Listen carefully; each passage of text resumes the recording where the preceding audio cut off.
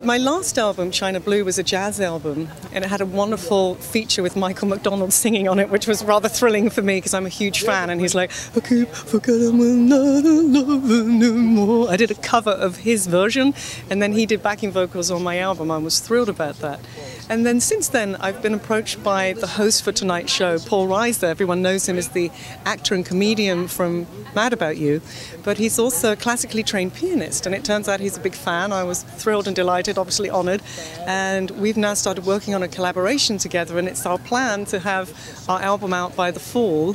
Paul starts taping a new show for NBC in October, so I need to get him on this album done before September, before I lose him to the telly world, and that will be the next record. So hopefully that will be on iTunes, and it will be available on CD through CD Baby, or perhaps we'll even have a record deal by then. I don't even know. My first song I was known for, Happy Ever After, because when I wrote that song, it was before apartheid had ended in South Africa.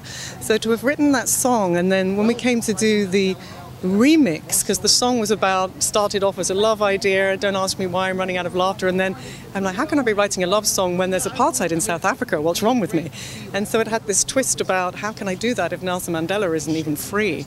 And then by the time we did our Best Of collection album, Nelson Mandela was freed, so we did a remix. So I felt that song has life and legs. Subsequently, when the tsunami hit, another group of people took that song, put kids on it, remixed it, sold it, all grassroots level. You can look it up, the Happy Ever After Tsunami remix. It rebuilt a school in India. And I was invited to India, this little village in the southern part of India, to go and sing the song at the opening of the school. So I think of my songs, Happy Ever After is probably taken me on the most exquisite journey through life. I actually started as a backing singer. My parents were a little bit concerned when I dropped out of college and I was doing backing singing work, and they were like, what's she doing, you know?